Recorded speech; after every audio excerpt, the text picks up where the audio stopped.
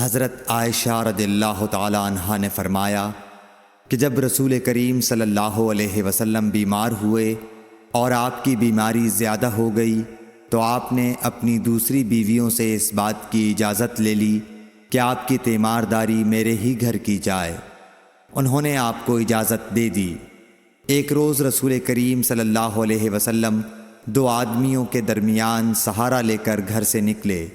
آپ کے پاؤں کمزوری کی وجہ سے زمین پر گھسٹتے جاتے تھے۔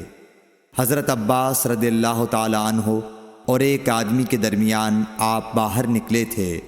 عبید اللہ راوی حدیث کہتے ہیں کہ میں نے یہ حدیث عبداللہ بن عباس رضی اللہ تعالی عنہ کو سنائی تو وہ بولے، تم جانتے ہو دوسرا آدمی کون تھا؟ میں نے عرض کیا کہ نہیں۔ کہنے لگے وہ علی رضی اللہ تعالی عنہ تھے۔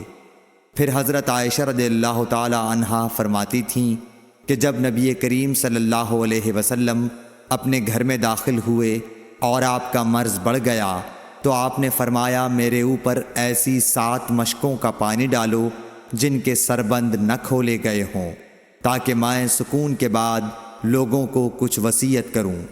چنانچہ آپ کو حضرت حفصہ رسول اللہ صلی اللہ علیہ وسلم کی دوسری بیوی کے لگن میں جو تانبے کا تھا بٹھا دیا گیا، اور ہم نے آپ پر ان مشکوں سے پانی بہانا شروع کیا۔ جب آپ ہم کو اشارہ فرمانے لگے کہ بس اب تم نے اپنا کام پورا کر دیا تو اس کے بعد آپ لوگوں کے پاس باہر تشریف لے گئے۔ صحیح بخاری حدیث نمبر 198۔